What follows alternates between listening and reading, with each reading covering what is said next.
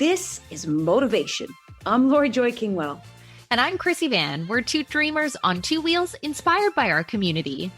And celebrating the voices we're just lucky enough to discover along the ride. So if not already, like, subscribe, follow along, do what you gotta do to not miss an episode. Imagine a vintage cruiser and a new sport bike, each with its own strengths and style. Comparing them, like comparing ourselves to others, overlooks the unique qualities each brings to the table. In this episode, we're diving into how comparison impacts various aspects of our lives.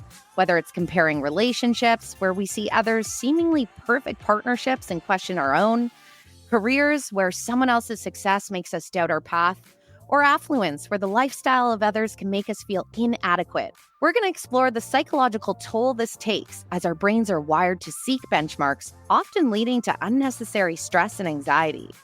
We'll also touch on how social media amplifies these tendencies, making it easier than ever to fall into the comparison trap. We'll take the time to understand why our brains are prone to these behaviors and the negative impact it can have on our mental health. But more importantly, we'll share practical tips to shift your mindset, find joy in your own progress, and appreciate your personal journey without getting sidetracked by others' paths. This is the Motivation. Yes, it is. Comparison, the thief of joy. We've talked about this. We've mentioned this, and maybe even talked about this in a way past. I think Ride Your Own Ride kind of was a similar take on it. Yeah. But so whoever's listening, wherever you're listening, if you think of like being a kid and you're, at school or activities or sports or whatever it is, and do you remember having any like memories of comparing yourself to another kid on the team or another kid in the class? You're going to be like, yeah, for sure. And then you think of teenagehood. Is there a time where you were comparing yourself then to the other kids, to, again, sports, school, whatever it is? Absolutely, especially in teenagehood, right? Like, I don't have that car. I don't have those clothes. I don't have that attention. And then you go into adulthood and it continues one way or the other. It continues. It doesn't matter who you are or the age that you are. You've experienced comparison. And it's something that we kind of throw around and we speak to it of like, I felt jealousy, I felt envy, or, I compared myself to them. But we have so much either a lot of times like that shame around it immediately, like we've done something wrong by doing that, by comparing ourselves, or we were weak because we did so. But it's hardwired into us. And it's one of those things that if you can first acknowledge that it's taking place, whether you like it or not, and stop trying to go to that avoidant place for it or feeling bad or shame because it's happened, or getting high off of it. I say that because we either do that thing where we compare down often, right? Of like, well, at least I'm better than those people. At least I'm not that, which we get dopamine hits off of because we're like, yeah, at least I'm not those people.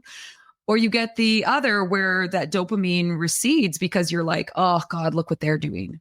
Look what's happening over there. And then that's where the kind of shame comes, right? And they wanting to avoid that gross feeling because now you feel less than. But we're such social creatures that it was a part of like survival way back when. Because if we compare what we were doing with other people, it was like, well, am I doing enough to be part of the tribe, to be attractive enough to reproduce? It was about survival, right? In so many different ways. And then we've got like our mirror neurons that are constantly taking in what other people are doing and trying to match up. I talked about the dopamine hits that you get or the receding of.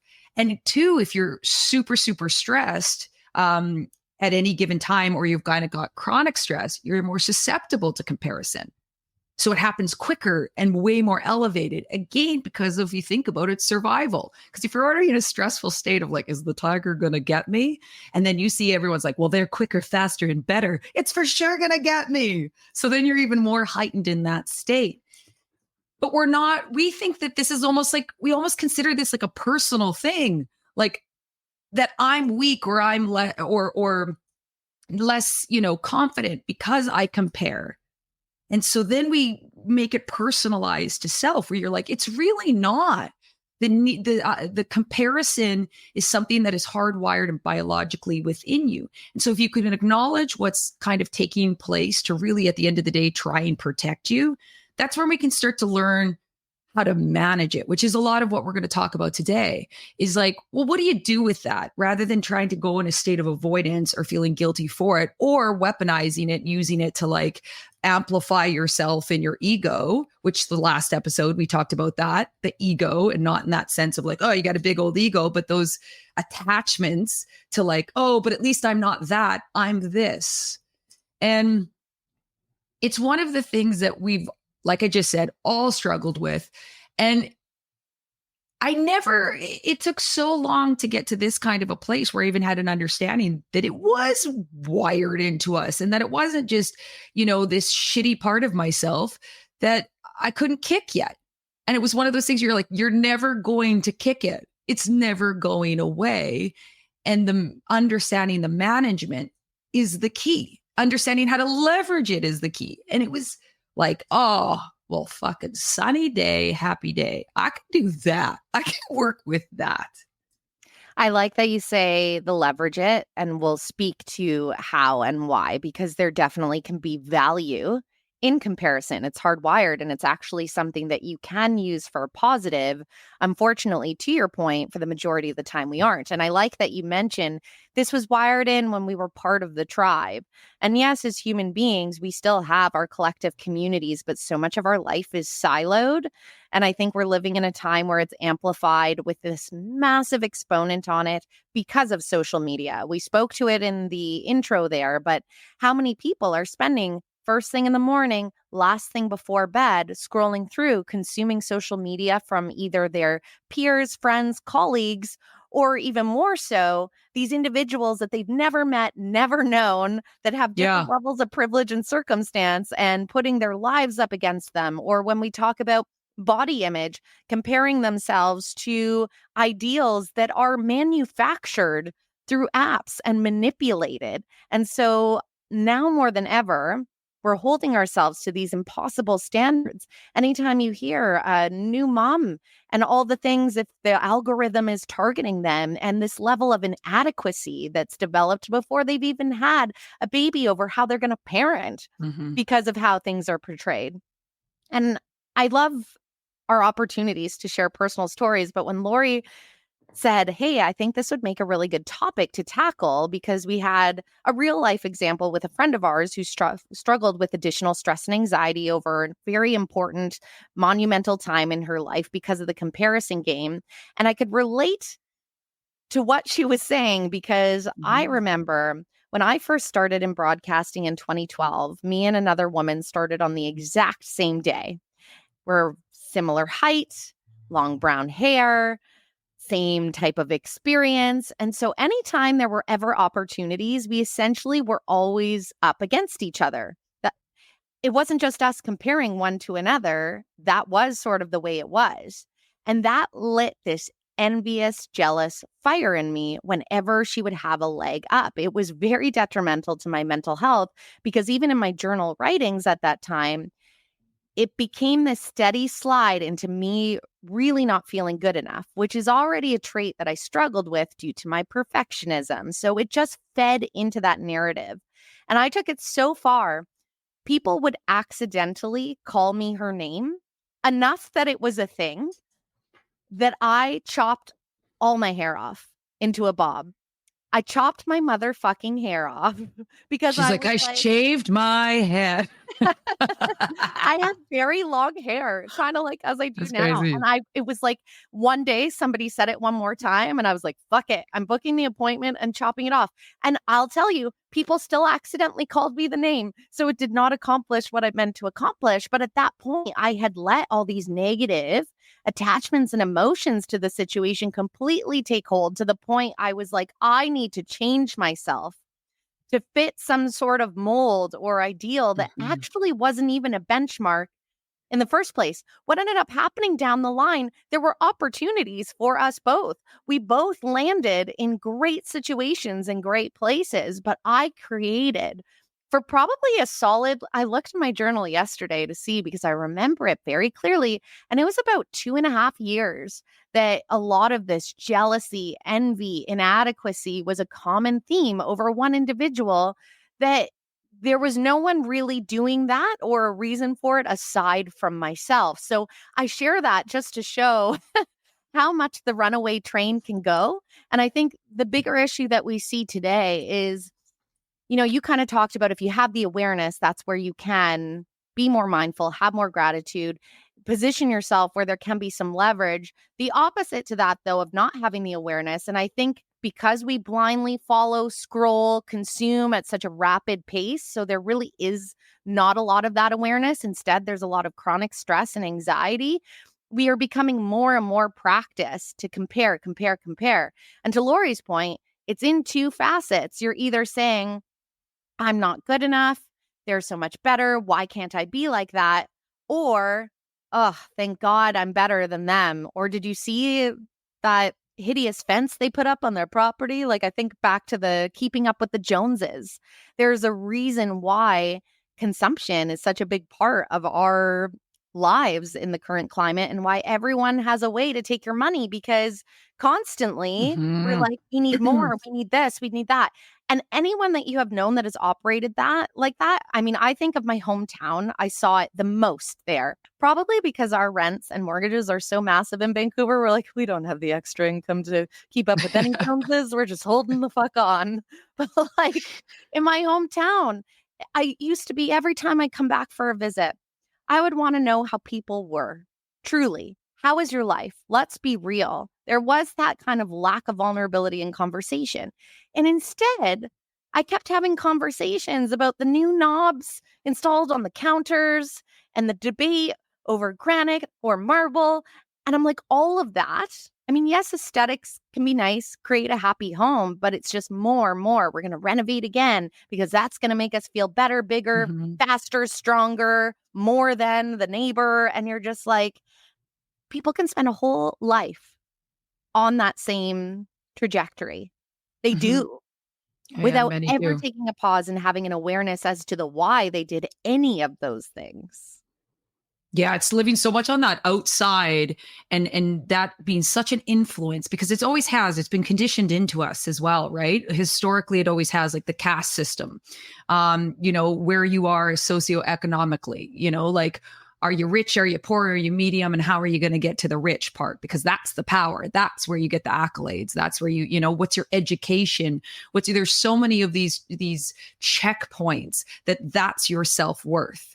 And then if you live in certain areas, especially smaller communities like you and I grew up in, I think that's where it gets really pushed on the things that you have, because there's not necessarily a lot of opportunities when it comes to careers and jobs. There's kind of those set ones because of the industries, work right? For the city or work for this. And so if you can't necessarily get the accolades for what you do, then you're going to get accolades for what you have. And so then it's the keeping up with the Joneses. And it happens in the cities too, in massive ways. It's just, I find that that's where it's more about the things, because there's only so much that you could get on that other side. Whereas like in bigger cities, there's so much more opportunities career-wise. So now everyone's the, this, and everyone's wanting to show what they like. That's, I find in the city, is everyone's so flashy about, what they do. And there's such a push for that. And if you're not aware and you're only bouncing back and forth, at least I'm better than these guys. And, or trying to tear down the people that are doing something that you wish you wanted to do, but you're too scared to do it, or that fear of failure is too rampant within you, or the volume's too cranked on it. So if I can poke holes in what they're doing, then I don't necessarily have to look at myself. I don't, kind of things. Cause that's a lot of times too. It's like, if you feel envious about something someone's doing, or jealous of what they're doing, a lot of times just that will try and tear them down vocally to another person or in our minds, so that we don't have to feel that way. And so there's so many of these driving forces. And what happens is that every second that you're giving to hyper focusing on someone else's life, you take away that energy and that attention span to your own life. And not just in the sense of like, worry about yourself, stay in your lane, but like, there's so much of you in your personalized kind of calling, pulling, passions, who you individually are, your personality, all those things that make you such an individual, that's trying to speak to you and trying to come through. And if you're staying in that state unconsciously, especially now more than ever because of social media and because of the constant exposure, not just to your community, not just to who's on television, but to who's, in Brooklyn and Indiana and Australia and all the things they're doing while they make their breakfast beside the kids or going on the vacation or whatever it is. So it's on steroids, this pull of attention and this pull of your biology to compare. Where are you? Where is there time and space for you to come through?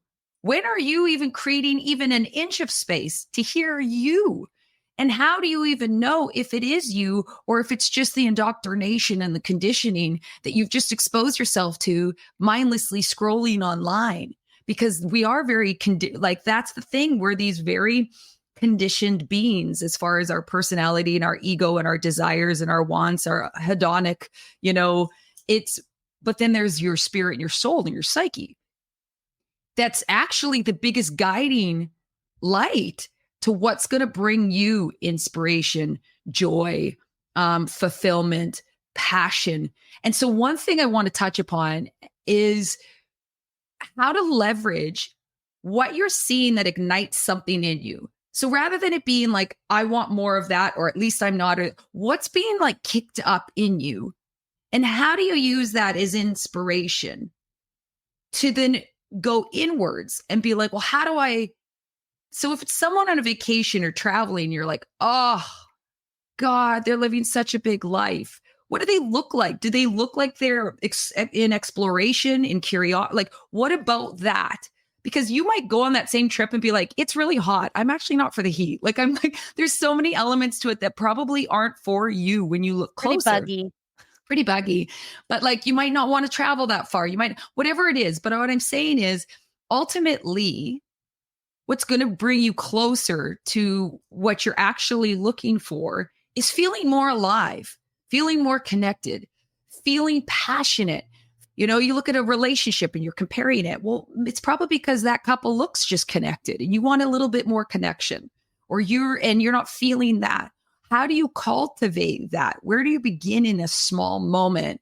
And the rest is junk. How they went about it is no relevance actually to you, unless it's like close to, if you're like, no, I actually want to go to that country. I want to do that type of traveling. Then yeah, look closer at like, well, how did they get there? Am I willing to do the work to get there? Everyone wants to be the millionaire and everyone wants to do these big things. Look at their schedule. Look what time they're waking up at. Your ass gonna wake up at that time? Then okay, let's get, but it's like, are you willing to do that? And it's okay if you're like, no, then let it go. That actually isn't for you. So stop coveting it to begin with. But if you can bring it down to like, what is the essence that I'm looking for in this? And that might be that too esoteric essence, but it's like, what are some fundamental things? Is it what? Connection, joy? Because we are hardwired for those things too. That's why we'll go looking for it. But what you do is the more time that you are focused on what they're doing and how much they're enjoying it or what they're getting out of it and all those things, then you also are like, you're not attuning to what you want. And also remember, what's online is people's highlight reel, like for the most part. And that's okay. I'm not one for when they do the highlight reel, but then it's completely manufactured and curated to a place where you're like, that's not actually even your highlight reel. That's not real.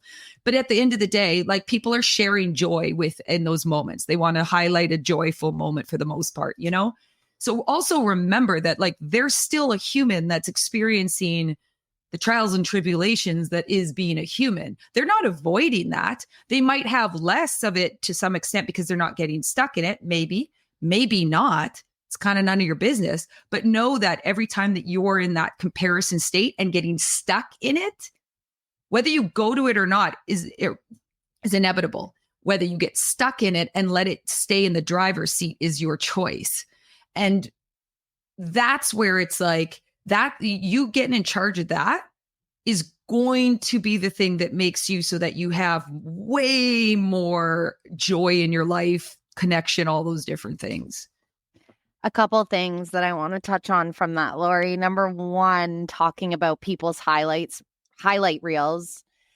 Perfect example. I've thought about this many times. Obviously, here on the motivation, I'm super candid, open book, let it all out. If anyone were to go at my personal Instagram and look at what my posts have been since March, I have a smile in every one of them. To anyone that's Yeah. viewing that, everything's amazing. Life is good. She went here. She traveled here with her friends, having a laugh. And don't get me wrong, those highlights, very Are real, real. Yeah. lots of joy.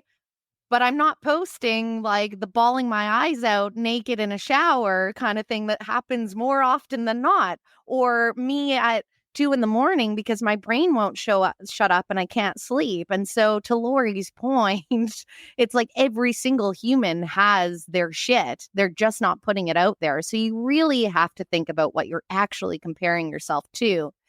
I like that you highlight, though, these opportunities to leverage and how you're saying you're consuming and thinking, well, what is it about that that's inspired me? And I think it goes down to as well, what is it that I value or do I value? And what are my values? And what do I want to strive toward?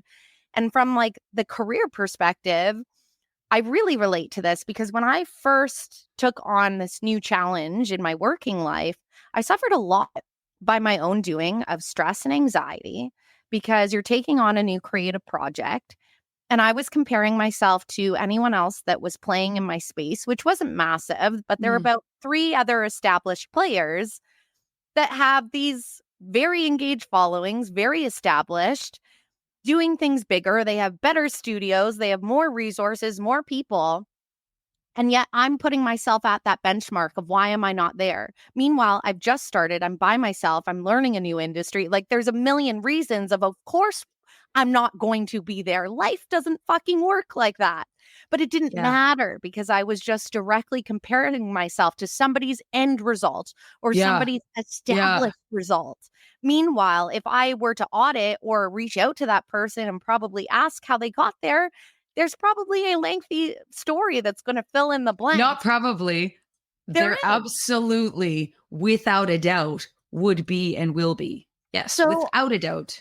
On this other side of the spectrum, it took me a lot of self-work to navigate that because we know when we get hyper-focused and things like that, we also tend to isolate and narrow our view on that negative emotion. Now, all of a sudden, I'm feeding that regularly. Like when we talked about ego, obviously it was a hit on my enoughness too. So I was just regularly feeding that, being like, look at this, there's no way I'm going to get there, which is generally not an attitude that I put on myself.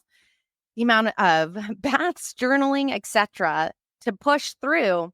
And it's funny because now I'm very distant from that state of mind. My work, I think, is of higher quality because of it, because I'm more focused on my thing than what other people are doing.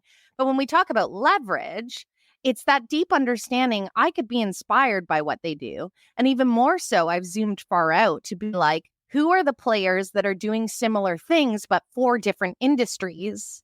And who's successfully doing it for different industries? And instead of looking at, well, they have this many people engaged and so on and so forth, I'm more looking, what creative spark did they add or twist that I haven't thought of? I'm doing a lot of auditing of different types of brands, accounts that are a bit out of my wheelhouse, but I'm not looking at it in this lens of they've done this and that there's no way I'm going to get here.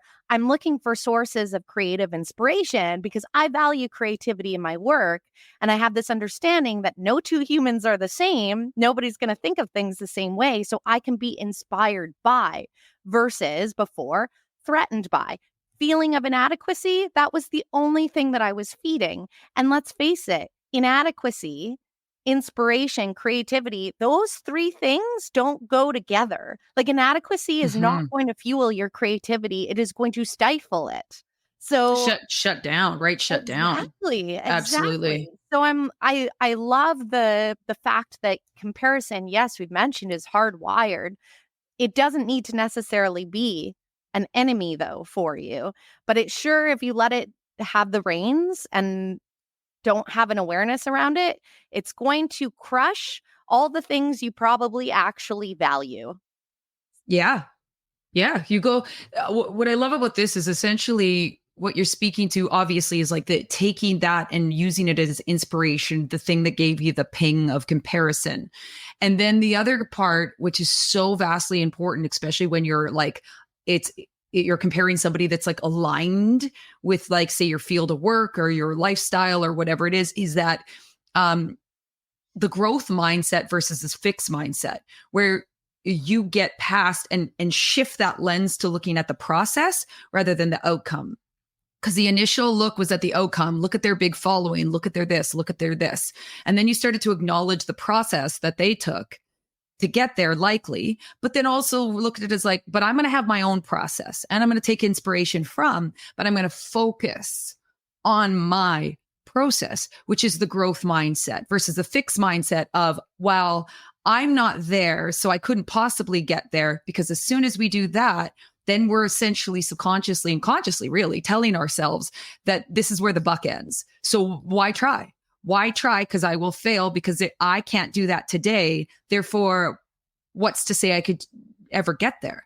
Where you're like, well, you're not supposed to be at the end result. And also, you're not supposed to be at their end result. You can be inspired that there's that big of a possibility for you, but you're going to water your own grass. You're going to like nurture and plant and water and, and do all the things to grow. And you're going to use that potentially as the inspiration. And you might end up surpassing that. And then a lot of times that's what ends up happening. And then you have that new thing that somebody that's done something that you're like, hey, that representation. And I did it all the time, where if any, I would be super inspired by the people that were like doing the biggest version of what I wanted to do. But then if there was somebody that was like doing much better than me in the benchmarks, but was still closer to me in reality of like where I was at, that comparison, rather using as an inspiration, that's the thing that I would shut down with. Because while, Brene Brown, I'm not going to be like, well, if I'm not Brene Brown, I'm not doing it, But if there's somebody that I see that's doing some like wonderful work in public speaking, and they speak to something I do, and they're around my age, and, they've been doing this around the same time and stuff. And if they're further ahead and I come across them, I'm like, ping, I should be there by now. Why are not there? And like, those are the ones actually that like knock me down. But now again, with this leveraging, it's super helpful, because I like get that initial sick feeling, not enough feeling. I'm now like feeling that spiral taking place of like, you thought you were doing good work and you're trash. You are trash. And you are, like, if you were in the room, like and you're like, what are you on about? Like, this is, and then even switching it to looking and just being so appreciative and grateful that there's other people doing the work that I'm doing, and that we together collectively are making a difference and a change. And also that understanding where you're like, well, yeah, again, use them as reach out, like get in contact with, collaborate with, can you learn from one another? Like even just that, if they're in somewhat of your ballpark, in your wheelhouse, and they're not in the stratosphere zone, that means they might take your call. Without question, they'll take your email. That advice, because especially LinkedIn's a great tool for that if you're thinking from the professional. And more than likely, if they have reached that pinnacle, that's somebody that has had mentors along the way. Yeah. Nobody gets that level of success alone. And because of that, that's my experience a lot right now. The amount of generosity of information sharing or encouragement of wanting to infuse growth in another. If there's somebody that's practiced growth mindset, and again, more than likely, not everybody, there's some people that just like ego charge through the land, but I'm like, more than likely, they're going to be willing to offer that and to give that. And all you really do is you just ask, and you'll be surprised with how often you receive if you're coming at it with a pure intention. I kind of like, just on your point of like people in the same industry, and thank God they're there. The town of Tofino in British Columbia. And if you're not from here, it's a very small town, basically one strip. They do such a good job of cross promoting all their businesses that I don't think there's one business that you go down and see that's not thriving. It's not like people are only at restaurant X or Y. And I remember working with the tourism board early in my career, and like none of that was by accident. It's part of who that community is, about supporting each other. And you see Wow. an entire industry. I mean, they ended up branding themselves. They were like, oh, we get a lot of crazy ass weather in the winter, which is our slowest season. They then turn that into the reason why you should go, which is like Watch incredible storms. marketing and branding, because you're like, of course I'm going to go in storm watching season. But also any businesses that are open, they're all thriving because they all Yeah. support and cross promote and collaborate. And I just have always thought that's such a good example of like small industry kind of I thing where you're like, fucking love that, because it really is one of those things. We've in the Western culture, we are so hyper focused on the individual. And yes, you are an individual. You've got all this individualized beauty to bring to the world, but you are a part of the collective, whether you like it or not. You share energy fields, mirror neurons, all the things. Like, you are interconnected with everybody else. And when everybody else is doing well, you do even better. yep. And we have this kind of like, it's them or me, it's my or this. And like, one of the gals I used to work with, I constantly had to like redirect it, but she would say like, oh, this and this and that'll be your competition. And I'd say, I do not have a competition. There is no such thing as a competition, because if somebody is doing what I am doing, they are on my team. We are a collective. And it was always one of those things that it was like, I genuinely feel that way. Yes, there's times in which I feel like I'm not doing enoughness because comparison moments come in, but I have never felt as though I want to do better than them, or I wish they weren't doing well. Because when we as a collective, each of us, and when we can support another person and they can support us, and we can give our strengths to them and they can give theirs to us, and where our weaknesses are and all those things. It's why you and I we always talk about why we work so well together, because we're a bit of each other. Our value systems and everything is so aligned and the same, but like, we're such the yin to the yang in so many ways. And that's why we work time. And so that's why we, like, again, if no one ever listened, we'd probably still be doing this without a doubt. Mhm. And we don't have a huge following. So it's not like we're even like 3 years in and we're like, well, it's because We're retired now. the big following. Like, no, and we're still doing this because of what we received through this. And even anything that comes in from the community that does listen, and any of the messages that come in, more inspiration, not just here, but in our everyday lives, going through the hard stuff that we've gone through over these last 3 years. And so when you are utilizing of, like, again, that ping that comes up of like, what's in there that I can leverage and utilize, not only is it to just get over the moment and to be able to move on and not let biology be the driving force, the same way as if fear kicks up and you have to remind yourself it's not a tiger, it's just a new experience and it means something to you. You need to go forward in it. It's the same idea in the comparison aspect, where it's like, acknowledge it's happening. Where can you find value in it? Is there someone you can reach out to expand on? Or is it just one of those things to acknowledge and then go back to watering your own grass and just being like, oh, there was that. And I just had a biological moment. I just had a human moment, and it doesn't need my attention. But if you don't catch it and you don't acknowledge that what comes with it is the sick feeling, you are allowing it to run its show of saying, no, something's wrong here. Something's not only wrong, something's wrong with you. And if something's wrong with you, you need to go and fix it. You either need to fix it by changing who you are. You need to fix it by making sure that, they're not who they think they are. And that's where you get the like really toxic behavior that can run rampant. And if you see it really take hold of a lot of adults. And again, we're not saying this in a shame way at all, because it's like, if anything, so much the opposite. But you see it almost like a disease, like a dis-ease that comes over, and it takes over, and suddenly that dis-ease is like infiltrating their personality. It infiltrates their spark. It infiltrates their joy. It like now it's just like, and it's this like shadowy thing that just keeps coming and coming and coming. And then the stress and that, you know, anxiousness and depression and things come out of it too. And then it all begins to feel more and more real because it takes over more and more of our personalities. That's why you catch it. Like that little shadow comes in, shine that motherfucker on it. Boof, you expose, bitch. What you want? I love Bring that. it to the light.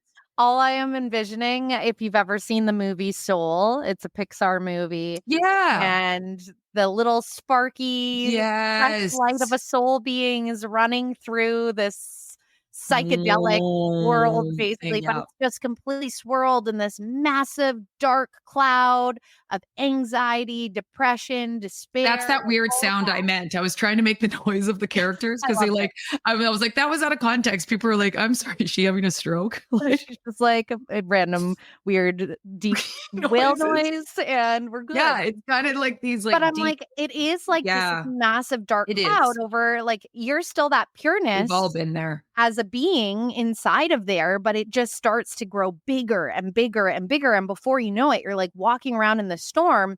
And the thing is to your point, Lori, like when you're saying you can like feel it off of other people as well, because the minute you go near them, it's the cloud's edge is sort of hitting you. And you're like, oh, your energy is just not as vibrant as it once feel was. it. Yeah, right? you just feel it. And the other side of that too is if you go to the avoidance stage and you try and outrun it, then you get the superiority complex.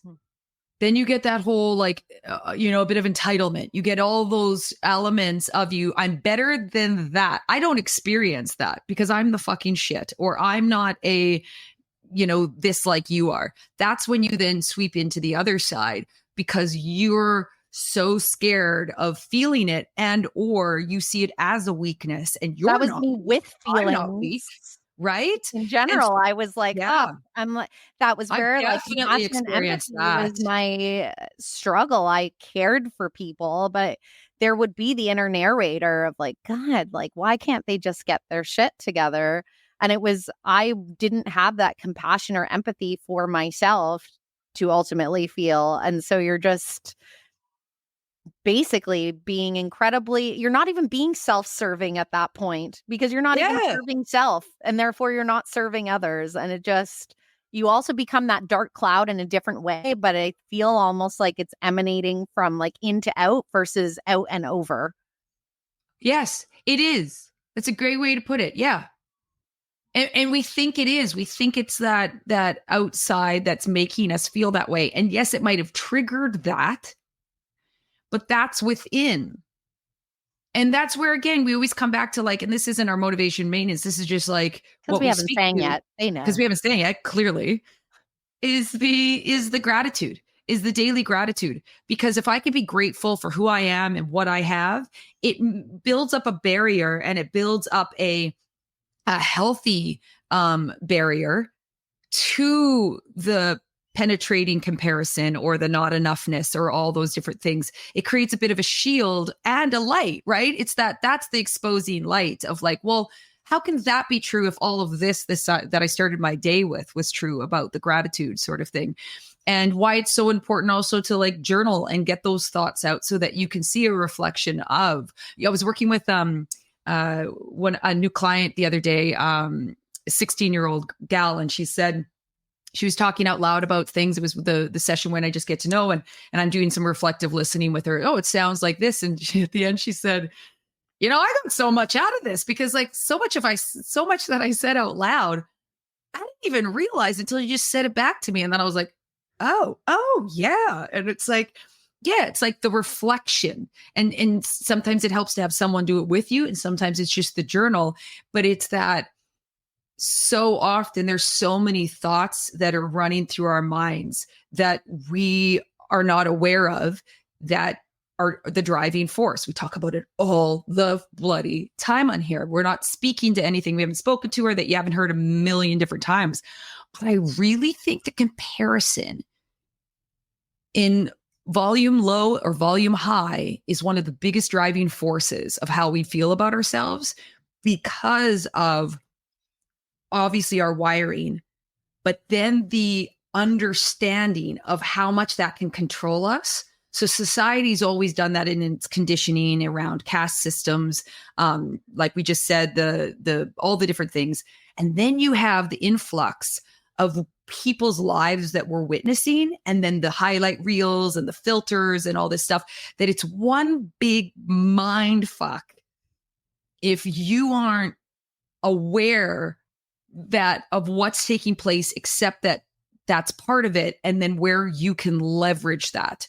Because again, it's like the same way that that other outside factors are leveraging that knowledge to have control of us, we can leverage that knowledge to take back control of ourselves and live a more fully realized life and a more like interconnected life with one another because of it. I think that led us perfectly well into motivation.